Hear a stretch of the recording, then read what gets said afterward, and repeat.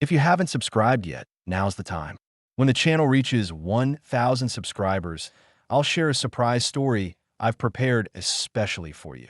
The late autumn wind carried the smell of burned wood and wet soil through the small French village of Saint Marcel. The war had passed through once already, leaving cracked walls, broken roofs, and a silence that even the church bell no longer disturbed. Inside the village hall, a group of Allied engineers and officers gathered around a long wooden table, their uniforms still stained with mud from the front. They spoke in clipped voices, their faces set in fatigue.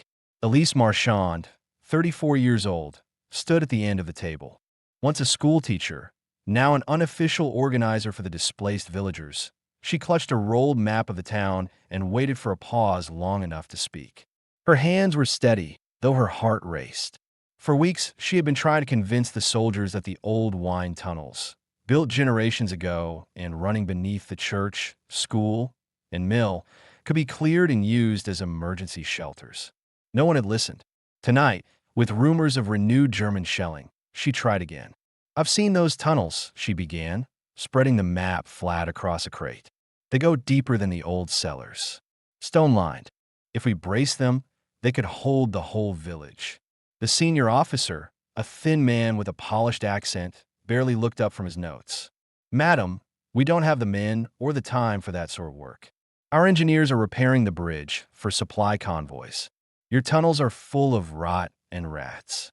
Laughter rippled through a few of the younger soldiers. Elise's chest tightened, but she kept her voice even. "They're not rotted through. I know the ground here. The tunnels were built for storage before the war, and the rock keeps them dry. The temperature stays even. If the bombardment starts, those cellars will collapse first. The tunnels will not." She pointed at the map, tracing a route beneath the church with a blue pencil. The men leaned closer only to humor her, but one figure near the back didn't look away. Sergeant Daniel Whitaker, a British sapper in his late 30s, watched silently. His face was drawn, eyes lined with sleepless shadows, the kind of man who had seen enough destruction to recognize the value of a good idea even when it came from an unlikely source. Daniel's unit had been sent to assist the French resistance with field repairs and demolitions. He wasn't supposed to stay long, just ensure the bridges and supply lines were stable. But after North Africa, after the disaster at Tobruk, where half his section was buried alive in a collapsed trench, he learned to pay attention when someone talked about safe ground. He noticed how Elise kept her voice calm even as the room turned dismissive. She wasn't pleading, she was reasoning methodical. She had the posture of a teacher scolding a room of tired students, though her eyes betrayed something else: exhaustion, quiet grief. Daniel recognized that look. It was the same one he saw in a mirror after losing men he couldn't save. When the meeting ended, most of the soldiers filed out, muttering about wasted time. The officer gave a polite nod, told her to leave the matter alone, and went back to his reports. Elise remained by the map, tracing her finger over the inked tunnels one last time. Daniel stayed behind. He walked up to her, resting his hand on the map's edge. "You said the main entrance is behind the school?" he asked. Elise looked up, surprised. "Yes, the gates rusted shut, but the steps should still be there." "Show me," he said simply. Outside, the air bit cold against their faces. The village was dim. Only a few lamps glowed behind shuttered windows. They walked in silence down the narrow lane past the school, their boots crunching on gravel. She led him behind a row of lilac bushes, now bare from the season. There, hidden beneath tangled roots, stood a corroded iron gate. Elise pulled a crowbar from the ground where she'd hidden it earlier. "I tried to open it myself," she said. "Couldn't get far."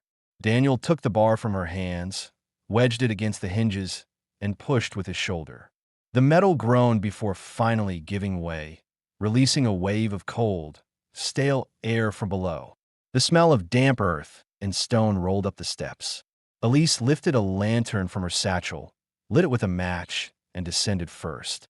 Daniel followed, his boots echoing softly. The tunnel walls were lined with rough stone, streaked with mineral stains, but solid. The air was thick yet steady, no sign of collapse. "Not bad," Daniel muttered, tapping the wall with his knuckles. Needs new supports here and there, but it's deep enough to take a shelling. Elise turned toward him, her face lit faintly by the lantern's glow. So you think it could work? I've seen worse places hold, he said. You need timber, rope, maybe sandbags. But it's possible. She exhaled, the first sign of relief breaking through her tension. Then we do it. Daniel studied her expression. No hesitation, no pride, just quiet resolve. He wondered how many times she'd been dismissed before this moment. Why are you doing this, really? He asked. Her answer was immediate. Because when the Germans came 2 years ago, they took my husband from our home and burned it. I couldn't stop them then, but I can stop people from dying now. Daniel nodded slowly, understanding more than he wanted to admit. My job's to keep tunnels from killing men. Maybe this time I can help them save people instead. They moved deeper, inspecting each arch, marking weak points with chalk. Elise took notes on a small pad, her handwriting tight and precise. Daniel's mind worked through the logistics, tools, manpower, airflow, exit points. For the first time in months, the work ahead felt like something with purpose rather than survival. When they finally climbed back into the cold night, the village bells rang distant over the hills. The horizon flickered faintly with artillery flashes far away. Elise looked toward the sound, her face pale in the lantern light. Daniel turned to her. If they shell this valley, you'd better hope your tunnels are as strong as you think. They will be, she said quietly, because we'll make them strong. They stood there for a long moment, the air thick with the awareness of what was coming.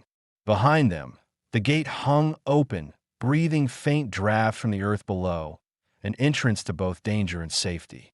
By the time they walked back toward the village square, both knew their lives had just been tied to those tunnels. Neither spoke it aloud, but each had already decided. When the shelling came, they'd be the ones standing at that gate. By dawn, frost clung to the school windows, and the sky carried the dull hum of distant artillery. The soldiers had said the front was holding 10 kilometers away, but Elise could tell from the tremor in the ground that the fight was moving closer.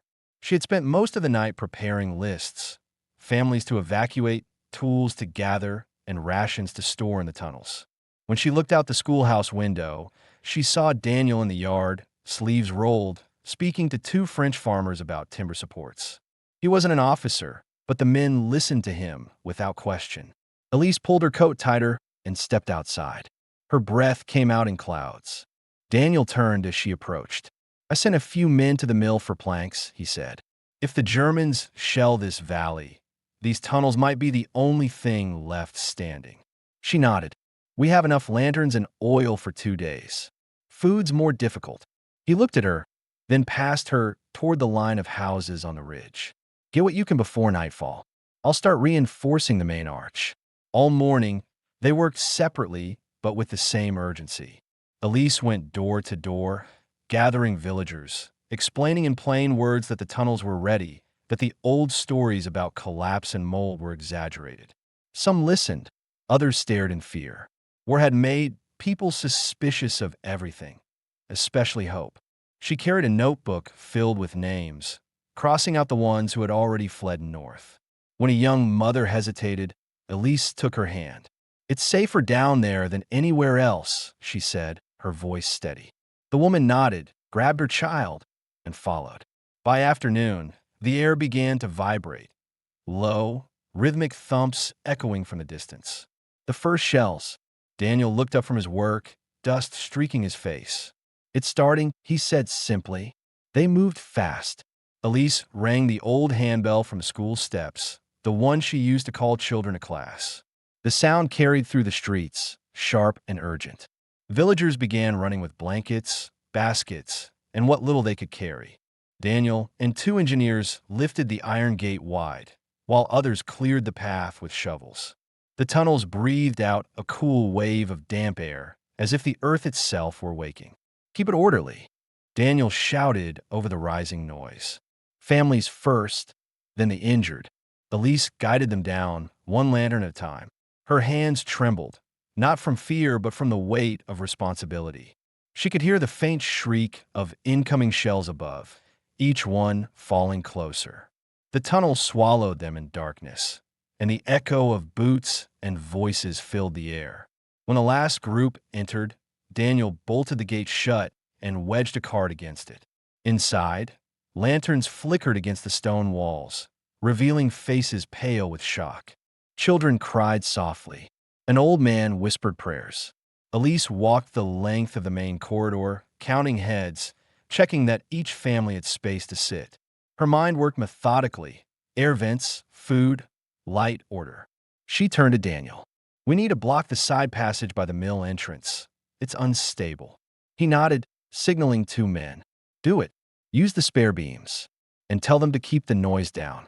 When another blast rolled overhead, dust rained from the ceiling. Someone screamed. Daniel grabbed a lantern, inspected the nearest pillar, then ran his hand over the surface. Still solid, he muttered, "We're fine." But his tone carried the flat edge of memory. He'd said those same words once in Tobruk, minutes before a tunnel collapsed on his unit. He glanced toward Elise. She was kneeling beside a boy whose ears bled from the concussion. She spoke gently, pressing cloth against his head until the shaking stopped. Hours passed in uneven silence. The bombardment continued, sometimes distant, sometimes close enough to make the walls pulse. Daniel checked every brace again and again, his movements automatic. He was used to explosions, to the sick rhythm of falling shells, but here it felt different. There were no soldiers shouting orders, no maps or command posts. Only civilians who trusted him not to let the ceiling fall. That trust weighed heavier than any uniform. Near midnight, when the firing paused, Elise sat beside him near the entrance steps. Her voice was low. You didn't have to stay. Daniel didn't look up. I couldn't leave. You were right about the tunnels. Someone had to make sure they held. She studied him in the lamplight. He looked exhausted, older than before, but his eyes stayed alert. You're a sapper, aren't you? You build and break things. Mostly break, he said, a faint bitterness in his voice. Then, quieter, North Africa. My team was trapped during a retreat. I made the call to blow an access tunnel. Saved one unit, buried another. He didn't elaborate. He didn't need to. Elise understood the silence that followed. Loss was universal now. Every person in that tunnel carried their own version of it. She looked around at the families huddled together, the children curled beside mothers, the faint smell of smoke mixing with damp stone. You saved more than you lost, she said softly. That's why you're here. He turned to her then, meeting her eyes. And you? Why didn't you run when everyone else did? Elise's jaw tightened. Because I've already run once. When they came for my husband, I was halfway to the fields when I heard the gunshots. I swore I'd never run again. Daniel didn't respond. He just nodded once, then adjusted the lantern wick, his hand steady again. Through the next hour, they moved quietly through the chambers, checking supplies, whispering to calm the frightened. A few soldiers joined them, now following Elise's instructions without hesitation. Her confidence spread through the group like a pulse of warmth. The tunnels no longer felt like a tomb. They felt alive, structured, protected. When another round of explosions cracked in the distance, Daniel leaned against a pillar and watched her directing people with sharp, simple orders. He realized she wasn't doing this out of pride. She was doing it because someone had to. At last, near dawn, the shelling stopped. The world above went still except for the drip of water and the muffled creak of settling beams. The silence felt heavier than noise. Elise set the lantern down and exhaled slowly. Daniel crossed to her, lowering himself beside the crate she used as a table. It held, he said. She looked up at him, exhaustion softening her expression. Yes, it did. For the first time since the meeting in the hall, she allowed herself to believe it. The tunnels had worked. Her impossible idea had kept them alive for one night. But as she listened to the faint rumble still lingering far to the west, she knew it wasn't over. There would be more attacks, more nights like this. The difference now was simple. They weren't waiting for rescue anymore. They were ready to survive. Daniel reached for the lantern, trimmed the wick again, and spoke without looking at her. Tomorrow we start reinforcing the ceiling. If the Germans push back, this place will need to stand another week. Elise nodded, her voice quiet but firm. Then we'll make it stronger. The flame flickered between them, catching the dust in the air like fine powder. They sat side by side without speaking further, two people who no longer needed to explain why they stayed. Above them, the first weak light of morning slipped through the cracks in the schoolyard gate, brushing the stone steps with the pale color of survival. Morning came without sunlight. The air in the tunnels had grown heavy overnight, thick with the smell of smoke, damp stone, and exhaustion. The shelling had stopped, but no one dared to climb the stairs.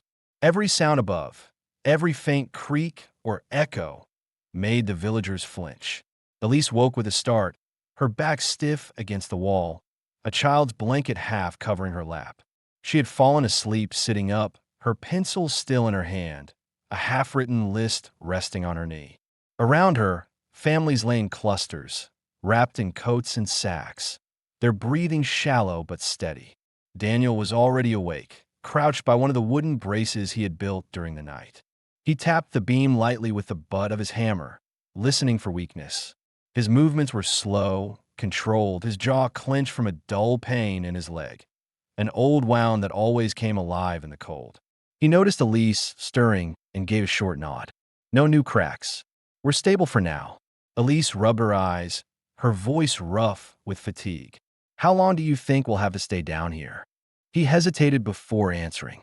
Could be a day, could be a week. Depends if the Germans counterattack or pull back. Either way, we plan like we'll be here a while. That was what she needed to hear, practical, direct, something she could act on. She stood and brushed off her skirt. Then we start organizing. The first order of the morning was light. Lanterns were trimmed, wicks replaced, and candles placed along the main corridor to stretch the glow evenly. Then came air. Daniel sent two older men to open the secondary vent by the mill tunnel, showing them how to knock loose the old stone slab without collapsing the frame. When fresh air rushed in, the crowd let out a collective breath they hadn't realized they were holding. Elise began taking count, 73 people, including 8 children and 1 newborn. She noted it all in her ledger, every name and age, because numbers meant order and order meant survival. She assigned tasks, one group to distribute water, one to prepare food, another to clean and maintain the latrines in the far corner. Her voice stayed calm and firm, and even the soldiers who had once mocked her now followed her instructions without question.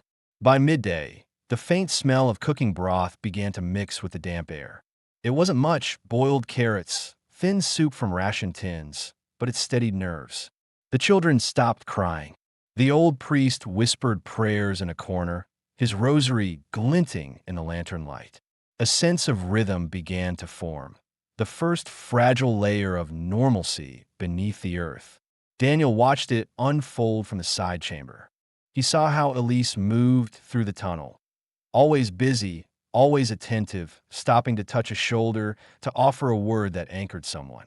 It wasn't authority that kept the people calm. It was the quiet certainty in her eyes. He found himself relying on that steadiness too. He limped over to her as she inspected one of the side walls. Vents open. Airflow's better. We should reinforce the southern arch next. It's got a stress line running through the mortar. Can it hold? She asked. For now, but we'll need timbers before the next bombardment. She paused, meeting his gaze. Do we have enough? Barely. I'll cut what's left of the old barrels if I have to. He hesitated, lowering his voice. You did well back there, keeping them calm. Elise exhaled softly. I used to teach children math. Same principle. Numbers, instructions, reassurance. Only the stakes are different. Daniel allowed a small smile. It was the first time he'd seen humor touch her face. Wish my officers thought like that. The quiet was interrupted by a cry from the far chamber. A young woman clutched her stomach, pale and trembling. Elise was there before anyone else, kneeling beside her. What happened? She's in labor, one of the older women whispered. The realization rippled through the tunnel. Elise's pulse jumped, but her voice stayed firm. Boil water. Clear space here. Daniel, bring that blanket. Yes, that one. He did as told, tearing it into strips and spreading them near the wall. The birth was quick but tense, muffled screams echoing off the stone. Elise stayed beside the woman, guiding her breathing, holding her hand, refusing to look away. Minutes later, the cry of a newborn broke the silence. It was raw, high-pitched, alive. The tension in the air lifted as if the sound itself had pushed the darkness back. Daniel stood nearby, silent. He had seen death in every form imaginable, but not this. A birth under bombardment, life starting in a place built for hiding. For a brief moment, the war outside felt far away. When the mother finally rested, Elise wrapped the baby in clean cloth and handed it over. Her hand shook as she stepped back. Daniel noticed and quietly handed her his canteen. "You did good," he said. She drank, wiping her mouth with the back of her hand. "We did good." He looked around at the faces now watching them. Faces no longer just scared but hopeful. "You realize they're all following your lead now," he said. Elise glanced toward the crowd. "Then we can't afford to show fear." The day passed in a blur of repairs and small crises. A support beam slipped, a child got sick, a soldier tried to sneak above ground before being stopped. Each time, Elise and Daniel handled it together, their movements increasingly synchronized, her attention to people, his focus on structure. That evening, as the lanterns dimmed, Elise sat against a crate near the entrance steps, updating her notes. Daniel approached quietly and sat beside her. The faint light drew shadows across his face. "You were right," he said, "about the tunnels, about everything." She looked at him, unsure whether to take it as comfort or confession. "You were the first one who didn't laugh." "I didn't have the luxury," he replied. "You don't laugh at something that can save you." They sat in silence for a while.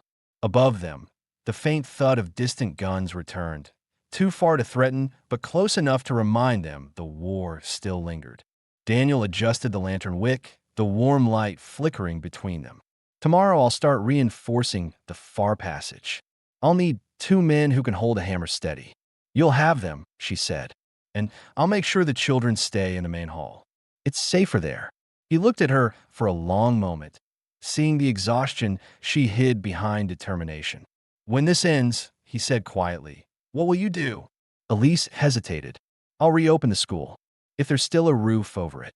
She looked at him, almost smiling. "And you?" Daniel's expression hardened, though not unkindly. "I'll go where they send me. That's what soldiers do." Elise turned her eyes back to the lantern. "Then let's make sure there's something left to go back to." Outside, the night deepened. Inside, the air grew warmer with shared breath and quiet endurance. They had food, water, and a plan. For the first time since the shelling began, the tunnels felt less like a hiding place and more like a refuge. Daniel checked the braces one last time before lying down near the entrance, rifle by his side. Elise remained seated, the sound of the baby's faint cries echoing down the corridor like a fragile heartbeat. She closed her eyes, whispering to herself a simple truth that no one else could hear.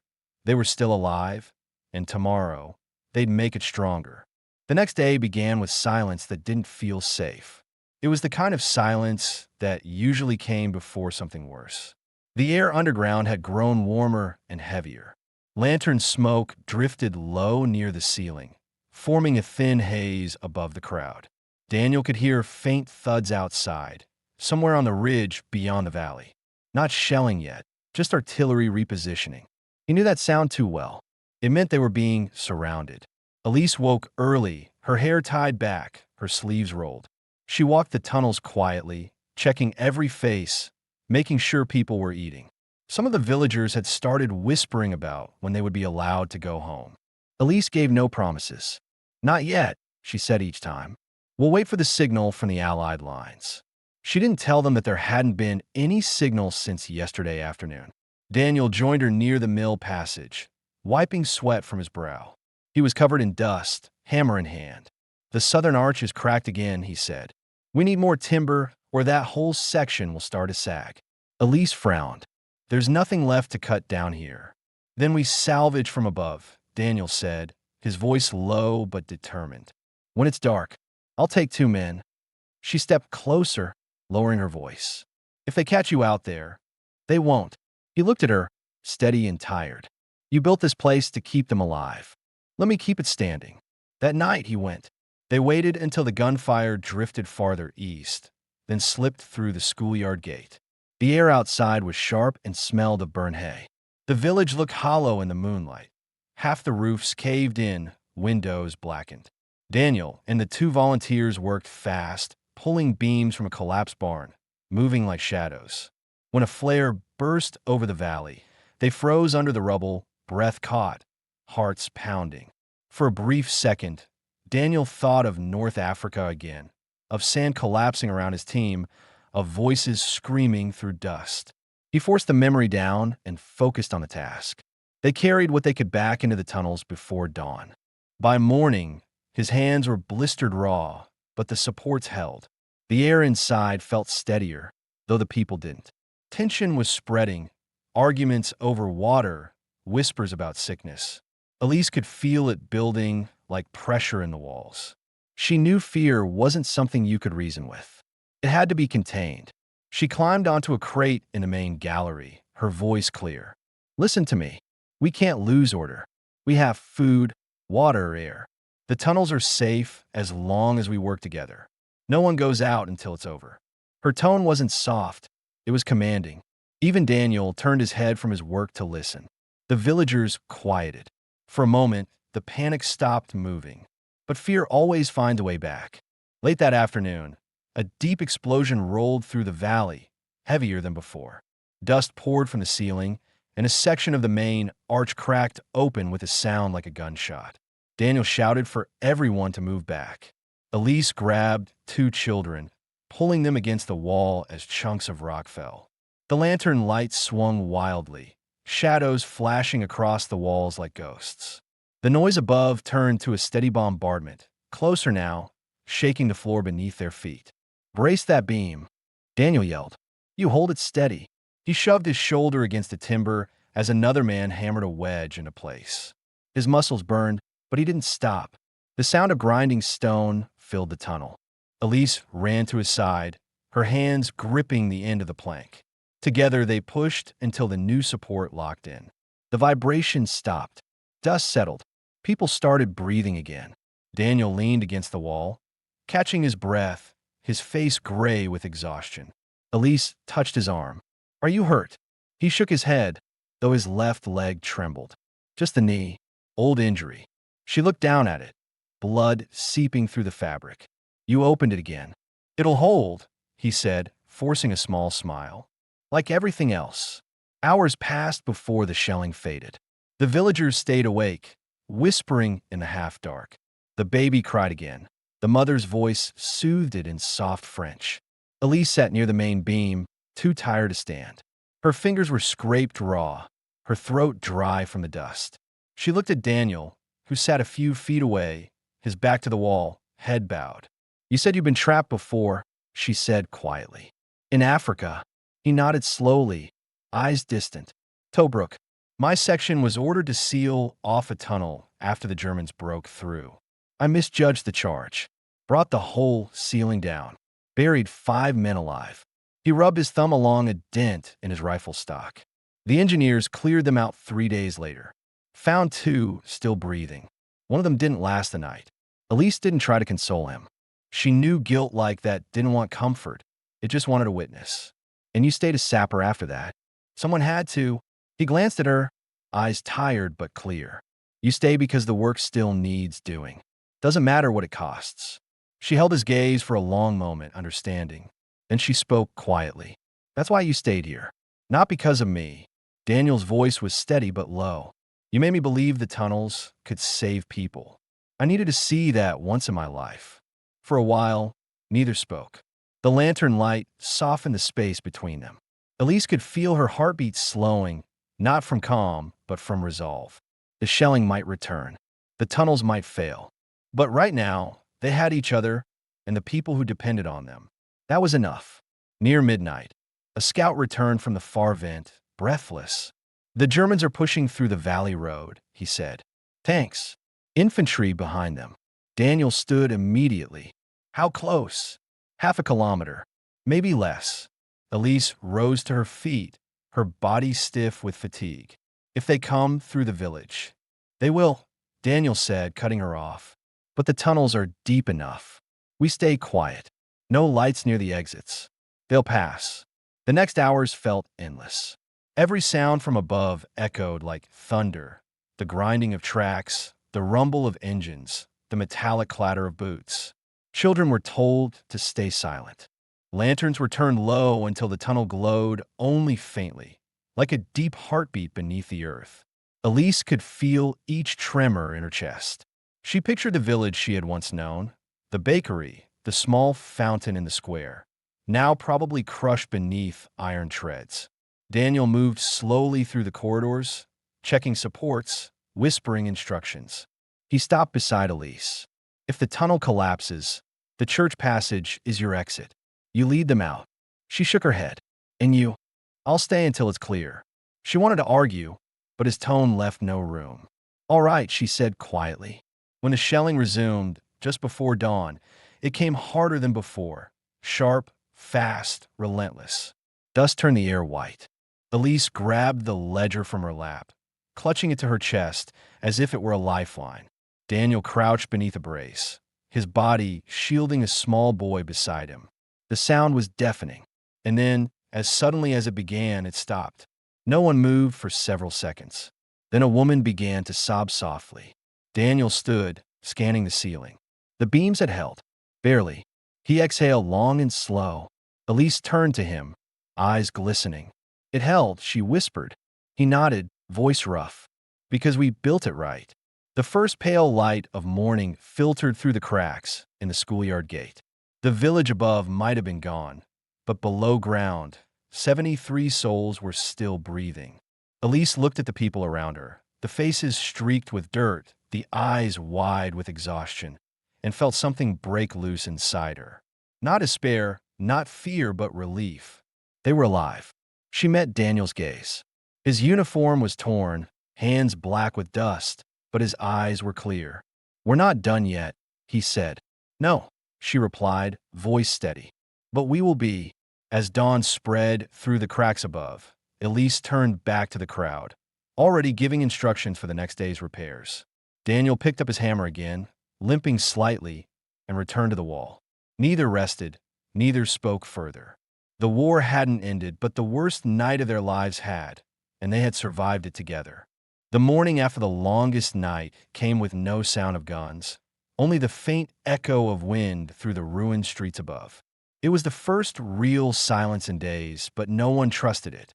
The tunnels felt smaller now, as if the earth itself had drawn closer. The air carried the sour scent of sweat and smoke, and even the children had stopped speaking above a whisper. Elise stood near the steps, lantern in hand, waiting for Daniel to return from his inspection. Her eyes were swollen from lack of sleep, but her movements were steady. She'd become the rhythm everyone followed, her calm voice, her lists, her simple orders. Daniel limped into view, carrying his hammer and a folded piece of paper smeared with dust. The southern arch held, he said. The west side's cracked again. We'll need to brace it before sundown. He laid the paper on a crate, his rough sketches of the tunnels, marked with notes in pencil and smudges of chalk. I've seen trenches stronger than this collapse in a day. But if we keep working like this, it'll hold through anything. Elise studied the drawing, tracing her finger along one of the marked walls. If we can make it one more night, she said, we'll have enough air, food, and light to last the week. Daniel leaned against the wall, rubbing his knee. If the Germans don't cut through the ridge, we might not even need a week. She looked up. You think the Allies are pushing them back? I heard engines heading west during the bombardment, he said. That's not retreat, that's reinforcement. We might actually see daylight again soon. Elise nodded, but her thoughts were elsewhere. She looked around at the people scattered through the tunnel. The mother cradling her newborn, the two old farmers still working on makeshift supports, the children sleeping in rows under thin blankets. She realized they weren't just surviving anymore. They were working, cooperating, rebuilding in rhythm. The village had become a single living organism beneath the ground. By mid-morning, work began again. Daniel led a group of men to reinforce the western arch. They worked in silence, the sound of hammering echoing through the chamber. Elise stayed near the families, checking food and keeping order.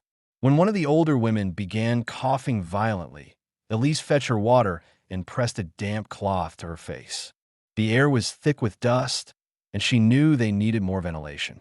She found Daniel tightening the new brace. "We need to open the second vent," she said. "The one the brewer mentioned." Daniel frowned. "That one's buried under rubble. Could be blocked completely." "Could be," she said, "but if it's open even a little, it'll pull fresh air through the lower passages. The children are coughing." He hesitated, looking at her for a moment. "All right, I'll take 2 men and clear it." An hour later, the sound of hammering and scraping echoed from the back chamber. Elise worked nearby, sorting blankets and keeping the children occupied by teaching them counting games with stones. Then, from deep in the passage, came a shout, followed by a rush of cold air. Daniel's voice echoed down the tunnel. "It's open." The villagers felt it almost instantly. The temperature dropped, the air turned crisp, and for the first time in days, they could breathe without coughing. Elise closed her eyes and inhaled deeply. A few of the children laughed quietly, the sound raw but joyful.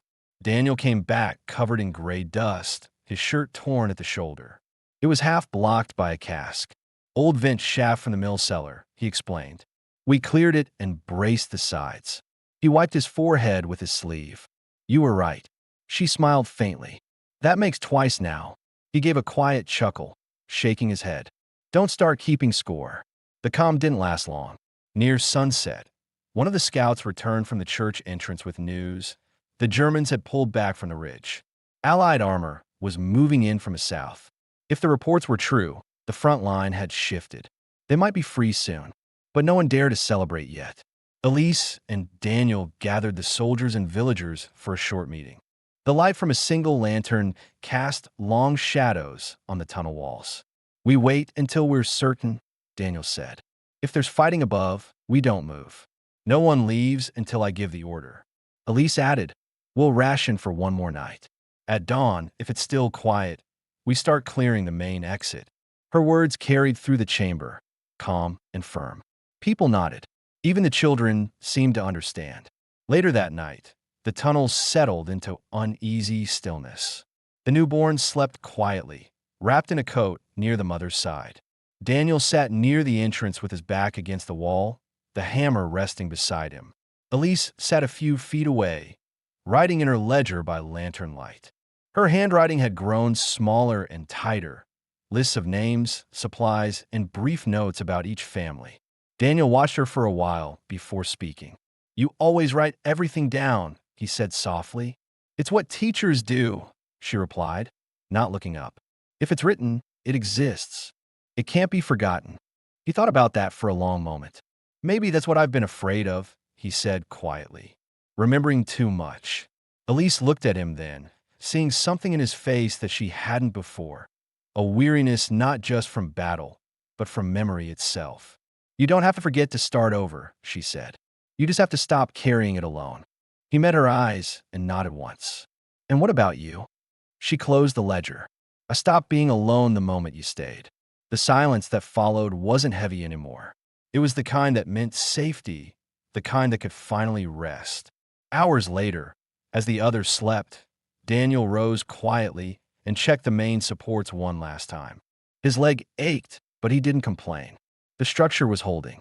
Every beam, every wedge, every line of chalk on the wall was proof that they'd done something right. When he returned to his spot near the entrance, Elise was awake, watching him through half-closed eyes. "Couldn't sleep?" she asked. He smiled faintly. "Habit. Then sit," she said softly. "You've done enough for one war." He did, and for the first time since he'd arrived in St. Marcel, Daniel allowed himself to close his eyes. Above them, the wind carried faint, distant echoes, not of bombs, but of engines and men's voices calling orders in English. The sound drifted down through the cracks like the first promise of morning. Elise sat still, listening. The war wasn't over, not yet, but she knew, deep in her chest, that their waiting was. The tunnels had done their work. The world above was changing, and soon the people below would climb back into the light. For now, she let them sleep. Daniel's breathing had evened out beside her. She reached for the lantern, lowered the wick until the flame thinned to a faint golden line, and whispered into the dark, more to herself than anyone else. We made it through the night. When the first real morning light broke through the cracks of the schoolyard gate, the air in the tunnels changed. The damp chill gave way to something lighter, fresher. It carried the faint scent of smoke and mud, but also the unmistakable breath of open air. For the first time in 5 days, the villagers could hear the sound of birds outside. It was faint, scattered, but alive. Elise woke to it before anyone else. She rose slowly, every muscle sore, and stared toward the stone steps where daylight filtered down like a pale stream. Daniel was already standing there, his uniform torn, hands black with dust. He looked up at the light with a kind of disbelief, as if it might vanish if he moved too quickly. Elise joined him, and together they climbed the steps, one at a time. The gate creaked open under Daniel's weight, and what met them wasn't silence anymore. It was the sound of trucks, boots shouted orders, and a single flag snapping in the wind. The Allied troops had returned. British and American uniforms filled the square, medics moving among the rubble, officers shouting in clipped tones. Smoke rose from the far end of the village where 2 tanks stood idle beside shattered houses. The church was still standing, though its bell tower had been sheared in half. Elise looked around slowly, taking in the destruction and the strange order of it all. The village wasn't gone. It had survived, scarred but standing. A young lieutenant spotted them emerging from the schoolyard. "Civilians," he called out, disbelief in his voice. "You were down there the whole time?" Elise nodded once. 73 of us. All alive." Daniel said nothing. He simply looked at the soldiers, then back toward the tunnel entrance. Behind him, villagers began to climb out, children blinking at the daylight, women shielding their faces, men carrying what little they had left. The soldiers stopped what they were doing and stared. None of them had expected to see survivors. The senior officer stepped forward, a colonel with a weathered face and mud on his boots. He removed his cap, his voice rough with exhaustion. "You let them down there?" he asked Elise. "She did," Daniel said quietly, before she could answer. The colonel gave a short nod. "Then, madam, you saved an entire village." He extended his hand. Elise hesitated, then shook it firmly. There was no ceremony, no applause, just the plain, heavy truth of what had been done. Within hours, aid teams were distributing water and food from the supply trucks. The villagers gathered in the square, wrapped in blankets. Elise helped coordinate them, old habits of structure returning instantly. She handed out bread, checked on the newborn, made sure the elderly had a place to rest. She never stopped moving. Every few minutes, her eyes drifted back toward the tunnel entrance, half expecting the ceiling to cave in now that it was finally safe. Daniel stayed near the engineers, helping them map the damage and inspect the school foundation. His limp was worse, but he refused to sit down. When Elise finally approached, he was standing beside a pile of salvaged tools. "You should be resting," she said softly. "So should you," he replied, wiping his hands on a rag. "But I don't see you doing it." She smiled faintly, the first genuine smile he'd seen from her since the day they met. "Habit," she said. They stood together for a long moment, watching the people in the square, faces dirty but alive, laughter mixing with tears. The sound felt strange after days of silence. "I asked command to let me stay another week," Daniel said, "to help rebuild the tunnels and secure the foundations." They said yes. Elise looked at him, surprised. "You could have left with them." "I could," he said, his tone calm and even. "But I think I've had enough running from broken places." Her eyes softened. "Then stay," she said simply. Over the next few days, the village slowly began to breathe again. Soldiers cleared debris from the main road. Children played near the fountain, and smoke from cooking fires replaced the smell of gunpowder. Elise reopened part of the school, cleaning the soot from the walls, stacking books that had survived. Daniel worked beside her, rebuilding beams and replacing shattered windows. They spoke little, but the silence between them had changed. It was no longer heavy. It was comfortable, familiar. On the third morning after liberation, the priest held a small service in the square. The villagers stood together, heads bowed. Elise read from her ledger, listing every name of the living, her voice firm and unshaken. Only 3 names remained unanswered, those who had fled before the shelling began and never returned. When she finished, Daniel handed her a clean handkerchief, though she didn't cry. She folded the ledger and tucked it under her arm, as if closing a chapter of her own life. After the service, as the crowd dispersed, Daniel found her sitting on the school steps, the same spot where they had first argued about the tunnels. The sunlight was soft now, warm against the stone. He sat beside her, resting his arm on his knee. "You ever think about what happens next?" he asked.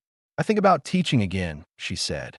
"About seeing this town full of children instead of soldiers." He nodded, gazing toward the square. "And me? Maybe I'll stop blowing things up and start fixing them." "You'd be good at that," she said. He smiled faintly. "You sound sure." "I am," she replied, looking straight ahead. "Because I've seen what you can build when it matters." They sat in silence, the late afternoon sun stretching across the ruins like gold paint. Around them, life moved on, slow, careful, determined. Elise could hear the faint sound of a hammer somewhere down the street. The sound didn't scare her anymore. When the day began to fade, Daniel stood and offered her his hand. "Come on, there's still work to do before dark." She took it, rising to her feet. "Work never ends," she said. He looked at her, eyes calm, voice steady. "Then I guess that means we'll stay busy for a long time." Together, they walked toward the schoolyard gate, the same gate that had once opened to terror, now open to light. Behind them, the villagers continued rebuilding, laughter and hammer strikes echoing softly through the square. As dusk settled over St. Marcel, Elise turned once more to look at the tunnels. The air that rose from below was cool and still. Those tunnels, once a place of fear, had become something else entirely, a reminder of what people could do when they refused to give up. She reached for Daniel's arm, not out of need, but out of habit. He looked down at her, and she spoke quietly, her voice firm and certain. "We saved them, Daniel, and we're still here." He nodded, the corners of his mouth lifting. "That's all that matters." They walked back toward the glow of lanterns in the square, their steps slow, their shadows stretching side by side across the broken cobblestones. Behind them, the tunnels rested in silence, no longer a hiding place, but the proof of what endurance could build. The war would move on, as wars always do. But St. Marcel would remain, alive because one woman refused to be ignored and one weary soldier chose to stay. And when the sun rose the next morning, it found them both still there, side by side, rebuilding what the world had almost destroyed.